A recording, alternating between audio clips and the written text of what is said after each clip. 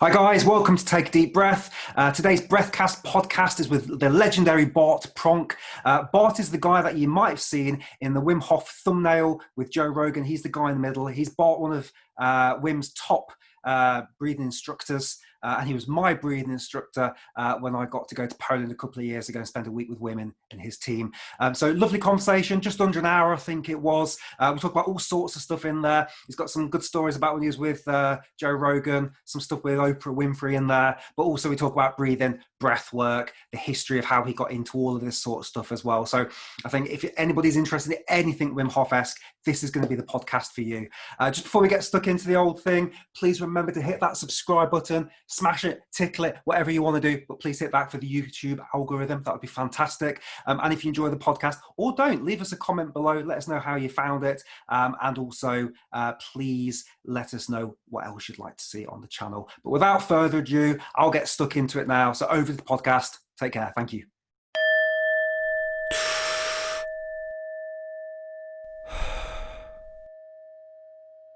Okay, so good morning, Bart Pronk, and welcome to the Take a Deep Breath podcast. Bart, how are you doing today, sir?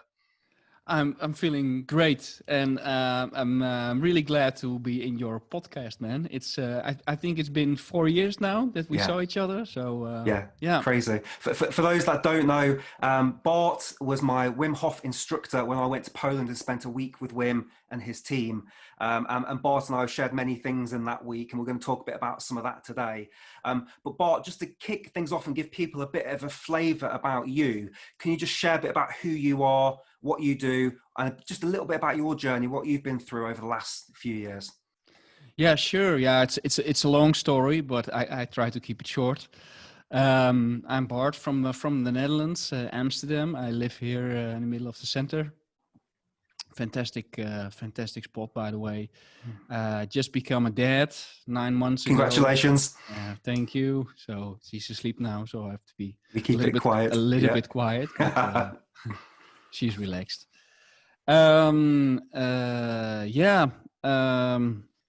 Since I just finished university, I started working, of course, like everyone else. And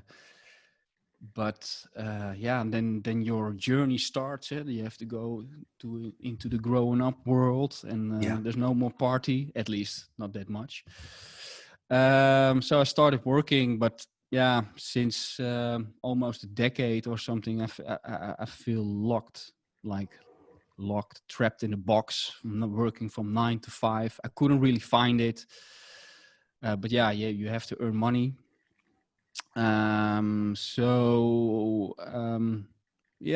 an early age, I was already reading books about Anthony Robbins and personal development. So I continued that journey, but still I couldn't really find it. In 2007, I went to Anthony Robbins for 4 days in London. I think you were there as well. 2016, 2017. Yeah. It was amazing, and really just wow. Life changing. Yeah. What's happening here? But it was really a kind of motivational boost. Not more than that for me, because you come home and just daily life kicks in, and you just continue with doing your things. So I switched many jobs constantly. I couldn't really adapt to that system. I had a hard time with that, and I thought maybe I'm just a weird guy. So constantly in my head, there was something I want to become an entrepreneur, to work for my own, to do my own stuff, to have more freedom. And also because of that, I was constantly behind my computer finding stuff and just, what is this? What is that? And suddenly I was on the path of creating funnels. I thought, wow, this is a new way of automation your businesses, automate your businesses, and that was quite new then. I was an email marketer, yes, profession, and then the automations came in, and to make a scalable business. So I thought, hey, maybe this is the way I want to go. And then suddenly at one of the events I went, I thought it was T. Harv Eckert, The Millionaire Mind. It was $70. And I thought, okay, let's give it a try. And 4 days, it was completely commercial, upselling, all kinds of other courses. Of course, what do you think with $70? It's not much. But one thing what I always had in mind was if I can just learn one thing, then it's perfect. Yeah. And it's also about the people who are there, you meet over there and you talk with, and the networking, more or less. But there was a guy next to me, and I saw him a few times that 4 days, and suddenly I was telling him about my ideas. And then he said, oh, I know this guy, Brandon Bashar, and I have a course. I bought a course, and I give you the login credentials. I said, oh, wow. He paid maybe 2,000 euros for it. So I said, whoa, thank you very much. Yeah. I think this is for you. So I checked it out, and yes, I was like blown away. Like, oh, he was telling about building funnels and creating online courses, and I said, oh, this will be my next thing. Yes. So not much later, I went to workshop of Wim, friend of mine, asked to join, and in the beginning, I was like, okay. I knew him from all his records and from his stuff he did before, but not that he had a method. So I thought, should I go? What can I learn from him? And then again, I thought, okay, if there is one thing I can learn from him, then okay, let's go. It was 125 euros. It was a lot of money for me back then. I thought, okay, yeah, let's give it a try. But yeah, that was the best decision ever, you know. Just Wim came in the room with a big Native American drum, and that.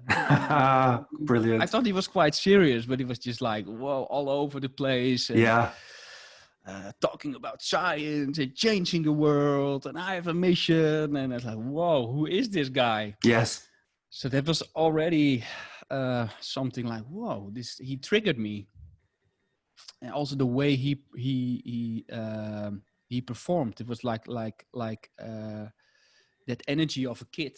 Like, wow, this is new, you know. Very playful. Not like I'm the big guru, but just very real. Yeah, authentic. So that was one. And then of course we did the breathing exercises, and like I feel tingling sensations all over the place, and really went deep inside. And then the ice bath, of course. And so like, whoa, I'm never gonna do this. And I just standing there, still have that feeling every time when I see ice, like, oh, yeah. We know both that the outcomes are really good. Yes. But I did it, and really, Wim looked me in the eyes and said, Bart, calm down. Just, you can do it, and just focus on the breathing. And I came out and was like, whoa, this is it, man. This is personal development. This is NLP. This is, this is power. So I went home, started practicing, and of course, also daily life kicks in, and it just goes away. And I had a relationship for almost 10 years, and that was the same period that at a certain point, we had this conversation like, hey, maybe we should stop. And I was like, whoa, that kicked in. It's like, oh, this is not good. I have to do something now. And then I think it was a week later or so, I just quit my job. I thought, okay, this is the moment. I quit my job. I become an entrepreneur. I'm going to do what I want to do. So I did that. I thought, well, also as a signal to her, you know, like, hey, there's some change needed. in this relationship. But then I think 1 month later she broke up anyway. So then I had no job, no girlfriend anymore, but still a mortgage to pay. So panic was there. And you know how it goes with making decisions. Before you make a decision, you think a million things can happen. Like, Yes. Maybe I have to live on the streets or something, you know. Yeah. I thought the same. Yeah. Yeah, but it didn't happen. And Good. then I still had contact with Enam, his son. Mm-hmm.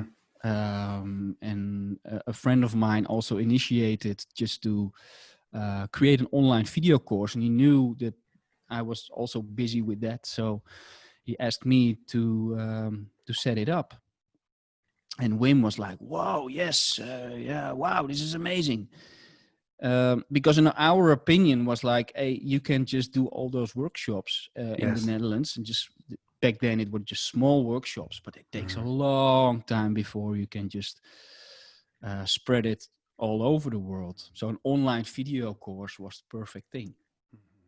Yeah, hey, and that was my first project. Wow. Because this was really the thing. Yes. I thought, okay, this is what I'm going to do. Yes.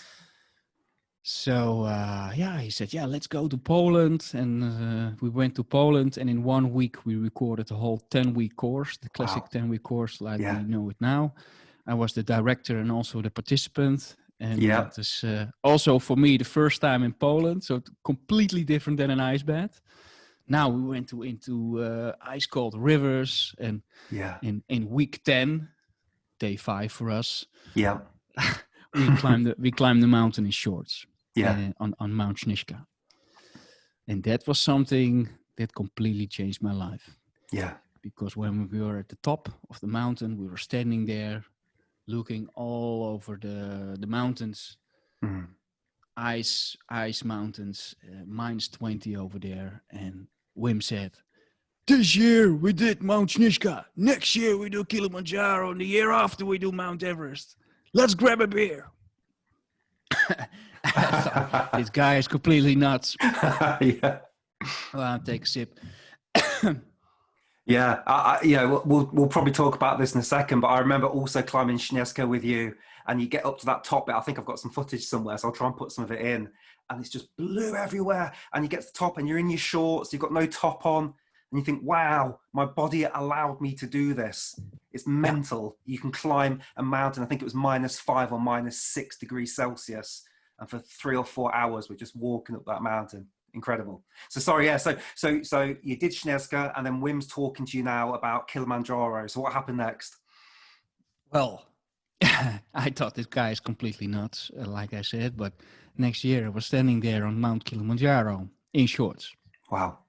With a group of 26 other people who had all kinds of diseases like Lyme disease, Crohn, cancer, you name it. And everyone thought this mission was impossible, especially the experts. And they said, yeah, you cannot do this, because normally you climb this mountain in 5 to 7 days, and we climbed it in 48 hours. And our mission was to do it in 3 days, so it was even faster. Incredible. In shorts, and we never heard back from the experts, by the way. But fantastic. He has this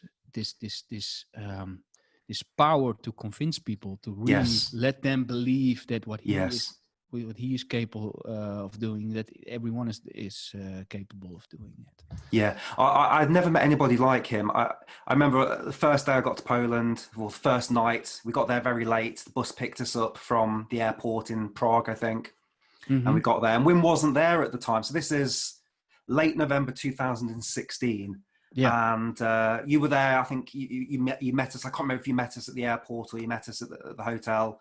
And there were 60 of us. So 60 participants. So it was a very small group still, probably bigger than what people were used to in the past, but still very intimate. And then Wim turned up about 10 p.m. and he'd been filming a commercial for a Japanese company. And Yeah. he was exhausted, but he came in and he just had this energy, even though he was exhausted. And he's like, "Hi guys, we're going to do some incredible things together over the next few days. I'll see you later." And he just went because he was knackered, but he still made the effort to come and see us. Yeah. And over that week, I've never met anybody that has an intensity but a playfulness as well. And you're right, he has this ability to make you think that anything's possible. It's like, yeah, we're going to climb that mountain. Yes, we're going to do it in our shorts. You can jump in that cold water. And I'm like, I can jump in that cold water. Yes, I can, because, he believes in me, so I believe in myself. So, yeah, I got a small percentage of probably what you've experienced with him. Can you tell us a little bit? I don't know if you remember, you told us a story once where you picked him up in your car. And I think, or he picked you up maybe, and you had the heaters. That was when we went to Poland. Okay. And I was, of course, the big Iceman, picking me up was already a big thing. I was really looking up to him, and because he's a special one. Yeah. He was picking me up by car, and he just opened the door, and I stepped in, and he was sitting in the car with a hat on, scarf on. Yeah. Gloves. No, I don't think he was wearing gloves, but he was big orange jacket on. Yeah. The heating on 4 and Bob Marley on the speakers, very loud. Yeah. And I was, after 5 minutes, I just asked him, Wim, it's a little bit hot here. Maybe you can turn it a little bit down. He said, "Oh, don't you like the heat? I do." And I thought, "Whoa, this is the Iceman." And but it was very funny. And also after Snishka, by the way, we went to the hotel where you also went. Yes. And we went to the saunas over there, and he also said, "I still feel cold." Yeah. But and that's the thing. Because Wim uses the cold, Yes. just as a tool, like we also do. And some people just think he's all day long in an ice bath, but he actually also loves the heat. Yes. Yeah. And that's what I find, because I've shared with my friends and with people, I go into frozen lakes now in Poland. My girlfriend's Polish, so we'll go to Poland at Christmas and we'll find a nice frozen lake, and I'll post some pictures about it. And people also think, I love the cold. It's like, no, I don't love the cold. I love the experience. I love the feeling afterwards. And I love all the health benefits that you get and all the mental benefits. But I love being warm. That's the comfort zone, isn't it? So yeah, I think it's an interesting distinguishment that actually we want to push ourselves. It's like being at the gym or being tired, but at the same time, we don't want to be freezing all the time. and when it's cold outside, I'll go and get a coat, and my girlfriend go, "Oh, I thought you're like an Iceman now." I was like, no, I want to be warm, please, if that's all right. But I have this all the time, and even my mother constantly said, "Oh, Bart, put your jacket on." It's like, hey, you know what I'm doing, Yeah. But yeah, you can be cold, right? Yes. It's not. And when going into an ice bath, it's an exercise. Yeah. It's a focus exercise, and that's what it is. Yes. I'm not just sitting here in the street all day long when it's -5. Why? Yeah. Yeah, we've become too comfortable, haven't we? And that's the problem, and we don't like to be uncomfortable. And the thing I find fantastic about the Wim Hof method and cold exposure is that here I am 4 years later. I've tried many different diets, exercise routines, but I will still go have cold showers. I will still go into an ice bath. I will still do the breathing a couple of times a week, because there's something so powerful about it. It changed my life back then. And just to share a little bit about my story, which I think we spoke about on the phone last week, very similar to you really, but much later. So Wim Hof 2016 opened my mind to the fact that there's so much more out there, the breath, the power of the cold. And then I was in a job, it was okay, but I'd been in the job 15 years. I was like, something more, I want to do my own thing. I really want to go traveling. I never went traveling. It was something that I really wanted to do. Tony Robbins, 2017. That next week, I went to my boss and said, I'm leaving 15 years. I give you my notice. I give you 6 months notice, but I need to leave. I need to go and travel. And then 2018, 19, last year anyway, I traveled. So I traveled around the world, quit my job, very scary, did the breathing every week, carried on, went to some cold places, some hot places.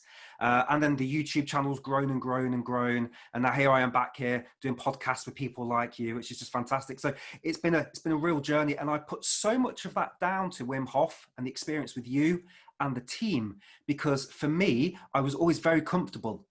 And the minute I got this disturb of comfort, everything changed. And I remember the moment it happened. It was the first day of Wim Hof. So first night we got there, went to bed.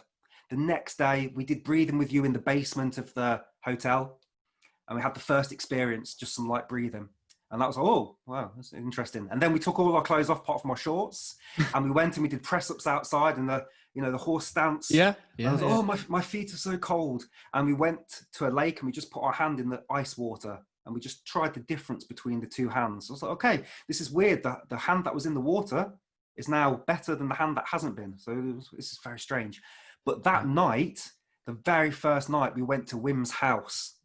And our team with you, we went there and he had a couple of saunas and he had an ice bath outside in the dark. And I remember it was really slippy and I was so scared.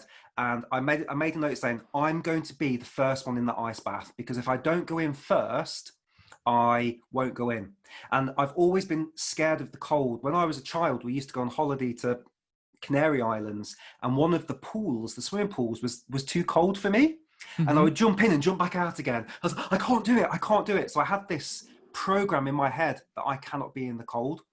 And I went on this Wim Hof thing and I was like, oh God, I don't know if I can do this. So I got into the ice bath and I got in first and it was one of the scariest things I've done. And I was there for maybe 2 minutes, maximum 2 minutes. And I was like this. And I think it was, I can't remember the other instructor's name now. I think it might have been the other Bart. And he's like, relax. And I was like, it's easy for you to say because you're not in here. You've got a coat on. And I got out and I went into the sauna. And I think I was in the sauna for 15 minutes. And I was like, I've made a big mistake here. I've spent a lot of money. I shouldn't be here. I can't do this. And I was watching all these other people. They were going into the water, back into the sauna, into the water, back into the sauna. And they were like, oh, I've done it 4 times. I've done it 7 times. And I was like, I've done it 1 time. I can't go back in again. And something in me said, just go and do it 1 more time. And if you don't like it, go home, get the next flight home. And I had this kind of conversation, just do it 1 more time. And I went back in and I relaxed and something happened where I relaxed and I just adjusted. And it was like being in a normal bath. I was like, of course I'm cold, but the fight or flight has finished. I don't feel scared. And then I went in 3, 4, 5 more times, I think. And that was the moment for me that I think everything changed in my mind because I said, I cannot do this.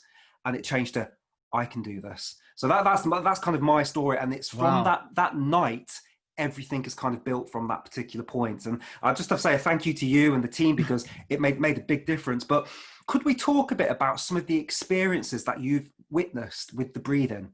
And we'll talk maybe a bit about mine in a second, like I did with you personally. Mm-hmm. But what sort of things do you see when people are doing the breathing? Can you share a bit about, I think Wim calls it like a toilet. All the stuff comes out.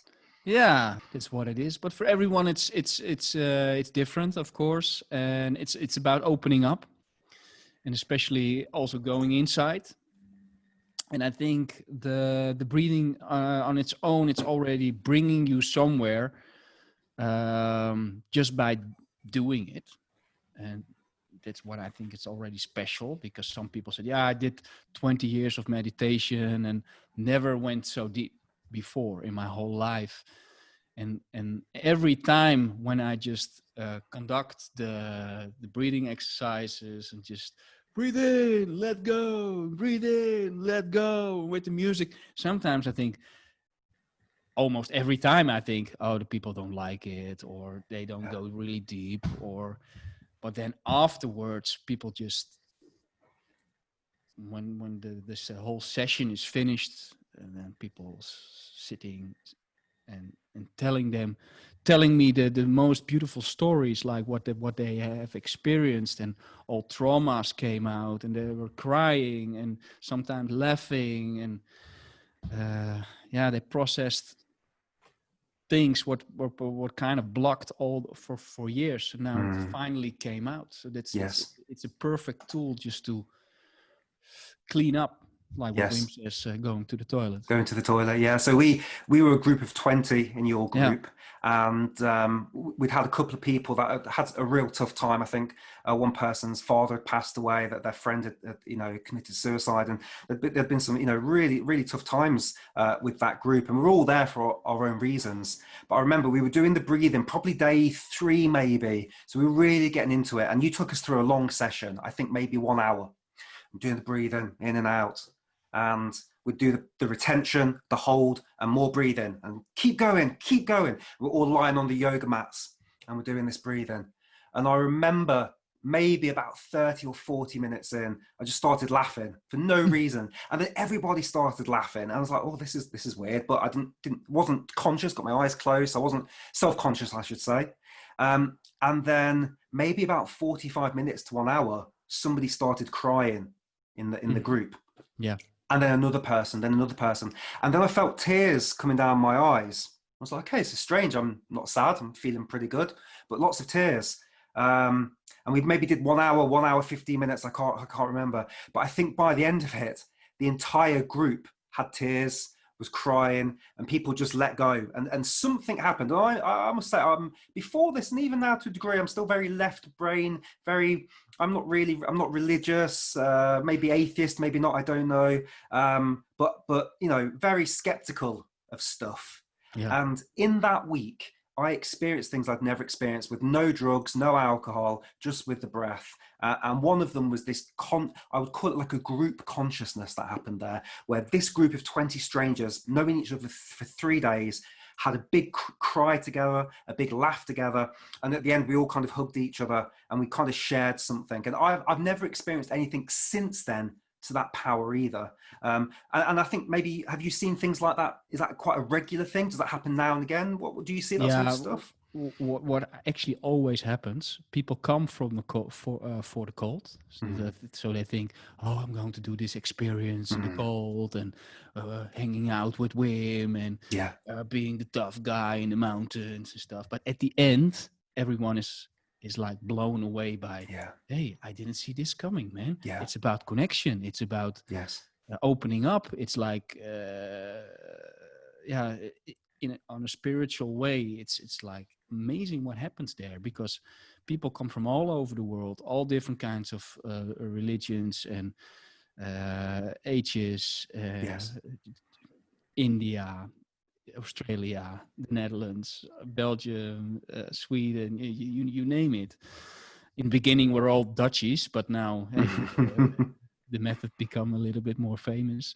But still, then every time you see 60 or this year 100 strangers coming in, and at the end they're all friends and family for life. And it's really what I just mentioned in Anthony Robbins. It's more about motivation, and of course you learn a lot from this guy. This goes a level deeper. It does. And what I see every time is that people connect from all over the world, and they go on holiday and just meet this person and this person. I have, I think, 26 WhatsApp groups, and every day there's still people posting like, oh, I did an ice bath today, or oh, I did that, and how are you? And it's amazing how it connects. It changes your life, and I remember meeting people from all different backgrounds, different wealth categories, some very rich people, some people that had used their last bit of money to get there, and everybody in between. And we're all it's essentially like a posh hostel. So you're kind of sharing rooms with different people. So you're connecting all the time. You're connecting before the group in the morning, you're having breakfast together, you have lunch together, all of that. So if anybody's on the fence and they're thinking, I don't know if I should do this, or I'm interested, if you can afford to do it, or you can find the money to go and do one of these experiences, and you can get on it, I would absolutely recommend it, because it was a complete game changer for me. And I hope to do it again one day. I absolutely loved it. Bart, I would like to ask you a bit about your experience when you went to see Joe Rogan with Wim Hof. Can you tell us what that was like, going to the studio, seeing it? You can see you in the video. Can you tell us a bit about what that was like? Yeah, it was quite funny. Yeah, we started with doing a few podcasts with Wim, and also with Tim Ferriss, and what was his name, Ben Greenfield, and etc., etc. So that really helped Wim to grow. Yes. And then at a certain point, also Joe Rogan came across, and yeah. Most of the time I joined Wim on his travels just to help him with his tickets and just to be his companion during travels. And now we went to Joe Rogan. So first we went to Venice Beach. Amazing, because I was never been in the States before. That was quite funny. We spent the whole day in Venice Beach. He bought a really ugly T-shirt with a wolf on it. I think he still has it, but it was quite ugly. But yeah, it suits him. Yeah. And the next day we rented a car with an open roof. That was cool. And we went to Joe Rogan. We couldn't really find it, so it's just completely lost. Just checking. My phone was not working for the navigation and stuff. And then finally we found it. I was, hey, I think it's here. And we came there, but we were a little bit late. And also Joe Rogan was kind of annoyed because he was like, hey, be on time. Yeah. I want to start. Come. I was just, hey, I'm Bart. And we were like, hey, no, yeah. Okay, yeah, sit down over there. Yeah. But I didn't know that it was filmed or whatever. So there was a big table over there. And I thought, okay, can I sit here? No. You're sitting there because you cannot be in the footage. Okay. No worries. And I was sitting in the corner, but still, I was later on. I saw in the YouTube that they were also filming me. Yes. So I was really happy that I wasn't doing this with my finger in my Yeah. mouth. It was a good thing. And the conversation took about 3 hours, I think. Yeah. 2 or 3 hours. Yes. And it was quite funny. But I didn't really know that Joe Rogan was so famous. So that was also a thing. Mm-hmm. Yeah. That was cool. And and after that we went to Laird Hamilton's place, and there's more stories to tell about that. But that was also mind-blowing. Can you tell us a bit about Laird? Because I know Laird is big into breath work, isn't he, as well? So can you tell us a bit about what you or Wim have done with Laird and a bit about him? Because I don't know too much about Laird. Yeah, so Laird Hamilton is a big wave surfer, and he was doing our 10-week course. So he contacted us as well, like, hey, I'm doing this stuff. And we didn't know who he really was.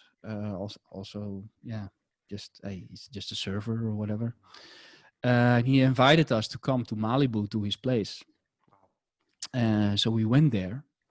And it was a huge house, and the big swimming pool. And the next morning, 7 a.m., everyone was awake, and I was in the room, and there was so much energy over there. It was like amazing. He invited all friends just to do exercises that morning.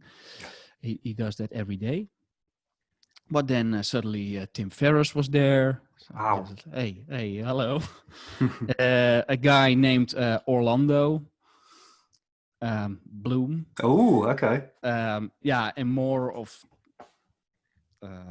friends. Wow. From Malibu. John McKinley, and he was in the Platoon movie, I think. Okay. Rick Rubin, the producer.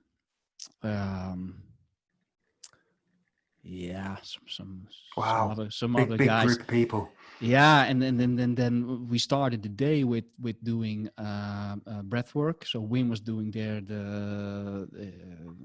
his thing, breathing session, and after that we went for an ice bath, and did also the pool training. But that's Laird's thing. So they go into the pool with weights, and then go up to the bottom, jump up, take a breath, and just go down again. And this is his thing. Or walking on the floor of the pool with weights. And then we went into the sauna. And that was a cool thing, because when I was introduced to Orlando, and it was in the morning, so I was a little bit jet lagged. And he introduced himself. He said, "Hey, I'm Orlando." I said, "Oh, cool name. I'm Bart."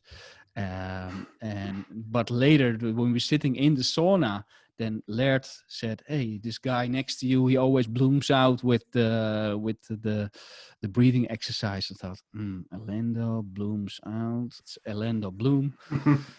Whoa! Wow. But yeah, he was just a normal guy. Very, very, not like blah blah blah. It was a cool guy.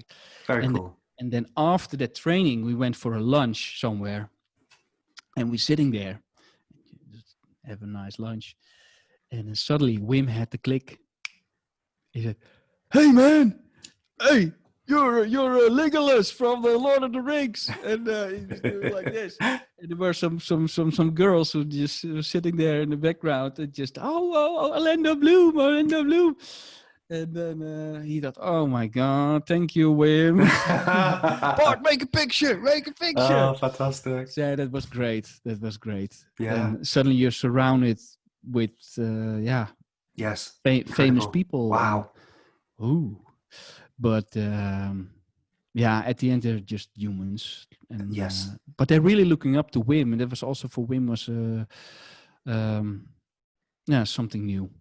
Yeah, fantastic. And did Orlando and those guys, did they do the breathing as well? Yeah, they loved it. They loved it. Yeah. Fantastic. Yeah. Brilliant. And then later, the story continues. We were invited to have a dinner with someone, and she said, "Yeah, I have this dinner tonight. Do you want to come? Oprah is coming. Do you mind?" Whoa.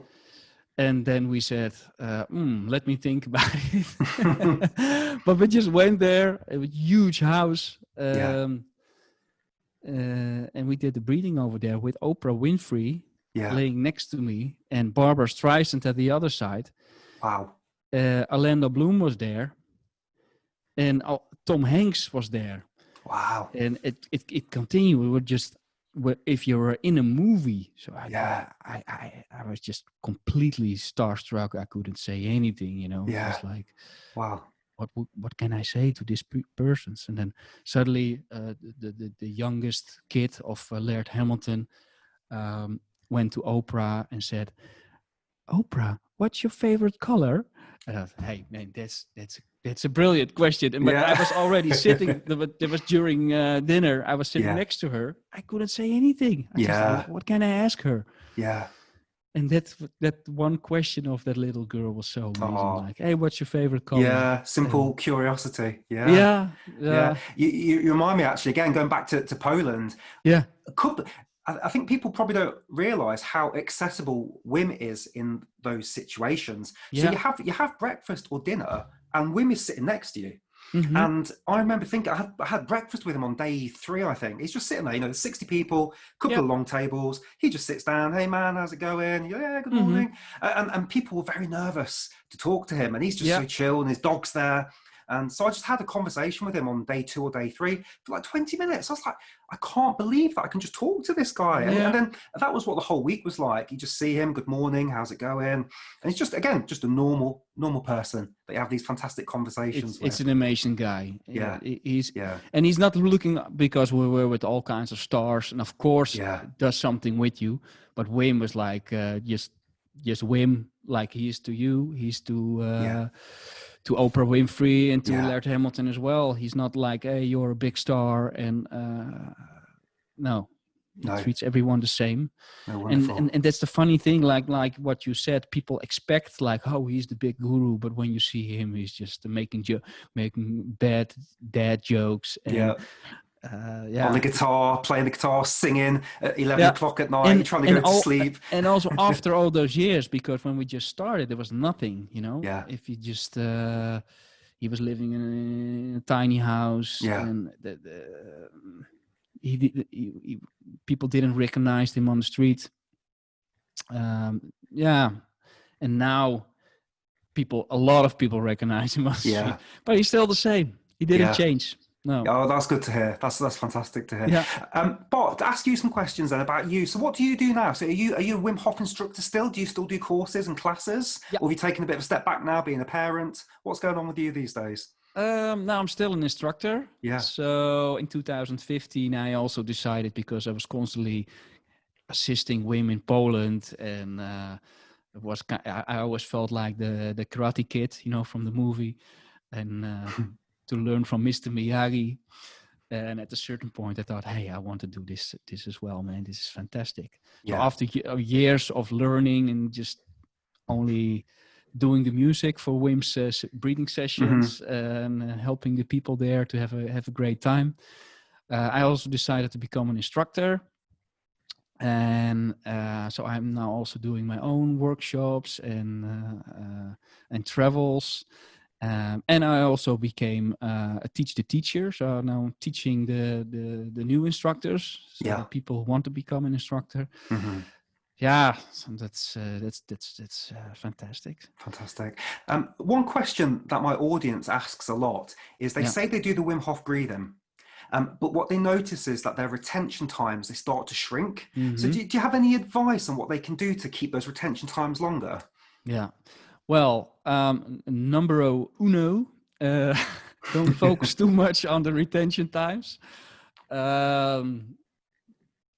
What happens, and especially in the beginning, people get all those sensations, tingling, and maybe see colors or whatever, because they're in the moment and it's completely new for them, and the body adapts as well. So when you time it in the beginning, it's good. It's cool to track, to see your baseline and just see progress. But at a certain point, when you too busy with tracking your retention times and to reach a kind of a level or whatever, hey, then your mind get distracted and you go out. So to say one of Wim's phrases is like feeling is understanding. It is like that. So trying to go as deep as possible by your own pace, by your doing X amount of your breathing. When you feel you have to go into the retention time, you go and you just let it go. And when you come out, hey, then you start all over again. You do just 4 rounds. When you're constantly on your phone, or then every time you're out. Yes. Okay. That's great. You advice. cannot go in. Because I'm practicing now for 9 years. I would have retention times of an hour. It doesn't make sense, right? So it can go up and down. It's also depending on your state. When you just have an hangover or didn't sleep well that week, then also your retention time go down. But the advice is don't focus too much on the retention times. Fantastic. I think that's fantastic advice, because people do get hung up, and it's almost for some people, I think it's almost like a macho. Look, I've got such a long retention time. Yeah, you see it in the Facebook groups all the time. They're making screenshots. Oh, I hit 4 minutes. Yes. Okay, that's good. I've also found with me personally not to eat too close to the breathing, because I think if your body's digesting, your body's using energy and oxygen to digest. Yeah, best way is to do it on an empty stomach. Empty stomach, and also I think you just said about state. If I'm a bit stressed or anxious and I do the breathing will help calm me down. But at the same time, because I'm in an anxious state, I find my retention's not as good. Whereas if I'm relaxed, I feel that I can go longer as well. I just feel more peaceful. But the minute I start to think about it too much, I think, oh, I should breathe now, which is okay. But I just feel they've worked well for me. Okay. Don't think too much. And exactly what you're saying. Yeah, one day is different than the other one. Yeah. What do you do? What's your routines these days? What do you do maybe not on a daily basis, but weekly or monthly? Do you do the breathing still? Do you do cold? Yeah. What do you do? Well, there were some times when I just didn't do the breathing too much. Same. Yeah. But now the last 3 or 4 months, quite steady. Every morning, start doing my breathing. Then I combine it with push-ups. So I'm trying to do 100 at least. And that 100 with no breath. Well, in 25. Okay. Okay. Yes. 25. Yeah. I was going to say, wow. Yeah. Or 40, 30, 30. Yeah. Something like that. Yeah. Take the warm shower, nice warm shower, and then finish it with a nice ice shower, cold shower. Oh, that's Um, interesting because I do it the other way. I start cold and then I relax and I think, okay, and now I earn my warm shower. But that's oh, interesting. You do it the cool. opposite. I will Yeah, try you that. can play Yeah. around with it. You can Yeah. play around with it. It's a good one. You can also switch between Yeah. warm, Yeah. cold, Yeah. warm, cold, warm, cold. It's like what we did in Poland with the Hmm. ice sauna. It's also Mm. nice to open up. So that's the main routine, and then I start doing kettlebell exercise for half an hour or something, Mhm. using the Tabata. You know that No. Tabata? No. Tabata is a kind of training style. You do 20 seconds of exercise and then Hmm. 20 seconds of exercise and 10 seconds rest, and you do 8 rounds. Okay, I'll check that out. Quite intense. Mm. Quite intense. So that's, yeah, what is it in total? 8, so 160, that is 2 minutes something. Hmm. But then when you do it combine it with push-ups or Okay. whatever exercise you do, you can do squats. You feel it. Yeah. And the rest of the day, what I learned from this guy, Ross Ashley, Hmm. I also met him with, he was training with Wim. But what I think interesting thing, what he was saying is like, you have 16 hours a day. So, yeah, you can just, for example, I do every day 200 push-ups. So I start with 100 and the rest of the day, I just also do 100. But I just, when I make coffee, I do 20. When I just have to wait for something, then I do 20, and then at the end of the day, I have 200. So it's Yeah. just like he said, hey, you can do 1,000 push-ups if you want. If you just do every hour, you do 40 or 60, then Yeah. you make it. So that's nice thing to think about. You know, Mm. you can go to the gym for 1 hour and just do stuff, but yeah, you can also spread it. Yeah. I like that. Oh, Yeah, well, I do like that. I need to think about a new routine for me, so I'm gonna look into that because with lockdown, I've been yeah. terrible. Before lockdown, I did jujitsu twice a week, gym 3, 4 times a week. Lockdown now, I'm not doing too much, so I need to find some new ways to work. So I have a Yeah. kettlebell, so I will Yeah, look into yeah. that. And And I walk a lot. So yeah, just also yeah, me during too. Corona time, Yeah, the streets were empty in Amsterdam. yeah, It was amazing. yeah. So I walk at least 2 hours a day, 1.5, 2 hours, with my Beautiful. baby or Yeah. alone. Oh, fantastic. Yeah. Yeah. Yeah. We're nearly at the end now, so just a couple of last bits. If What advice would you give to people that want to improve their lives, improve their health? What bit of advice would you give them? Would it be the breathing? Would it be the exercise? What would you say to somebody on the street that said, "Bart, tell me what I can do to make myself better as a person"? Yeah. Now I believe that building good habits is one of them. So like what we do, for example, start with breath work just to give your immune system a boost. I think that's an amazing thing to have more power inside of yourself. That's the start.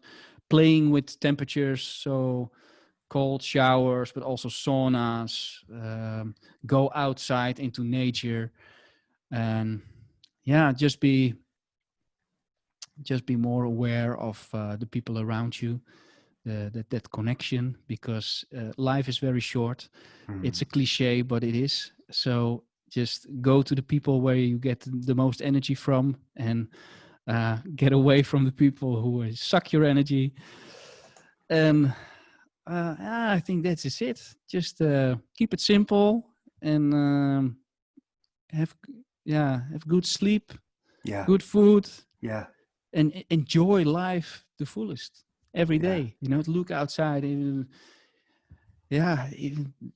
During Corona time, you notice probably, you cannot hug people all the time and have close contact with them, and then you really miss it. You're yeah, like, whoa, this is not natural. yeah. So just keep it simple, and Beautiful. Thank you. I love that. So yeah, keep yeah, it simple, enjoy life, have the cold and hot showers, do some breathing, eat some good food, be social. Just yeah, Stay enjoy active. yourself. Stay active. Yeah, go Be for present. a walk. Yeah. Yeah, just keep it simple. Well, there's so many people nowadays talking about biohacking and stuff. Yes. But yeah, you have to keep it simple. Yeah. When I just had a conversation with a friend about weight, what is it? A weight fast. Okay. I was Yeah. just looking on the internet, like, what kind? And this is 10 kilos, this is 20 kilos, and this brand and this price. And then I think back, what would Wim do? And I think he was just grabbing a backpack and just do some stones in it and just go. That's it. Simple. And I'm looking for 4 nights, what to buy, and he just goes, bam, do it. Yeah. So just don't make it too complicated. Yeah. Be playful, be simple. I love that. If people want to find you, can they go to your course? Whether they go to the Inner Fire website? What do they do? They can find me on the Wim Hof Method .com. You just have to look for my activities. There are not so many now at the moment, but and I have my own website, bartpronk.com, and you can find me on Instagram. That's B4RTOS, so Bartos with a 4 in between. And you can find me on Facebook, of course. Just look at Bart Pronk and you'll find me. Fantastic. I'll put the links in the descriptions below, guys. I just want to say a big thank you to Bart. Bart, you've been a big part of my life. You're a big part of my change, my ongoing change with regards to health and optimization and just being open to things that are out there in the world and the universe and all that good stuff. So big thank you to you. I hope we get to do another one of these again in the future. And I really want to, at some point, thank you. I really want us to go and have an ice bath together, because when I was doing it in Poland before, I didn't get there. I was getting there, but I was still so scared. And on the last day, you were like, right, guys, you're free to go and do your own ice bath. I'm like, no, I can't do that. Now I feel like I'm a bit more not advanced, but I can do more. So I'd love to go into the cold. I love Poland. I love Śnieżka. I want to go back there one day. So anyway, thank you so much, guys. Thank you so much for watching. Please hit that subscribe button. Please leave a little comment. Let me know who else you'd like to see on the podcast as we go forward. If you can support us on Patreon, please drop a couple of bucks that way. That would be much appreciated. More of these are on the way. So keep coming back, and we'll share those. And Bart, once again, thank you so much for your time, and everybody have a fantastic day. Take care. Yes.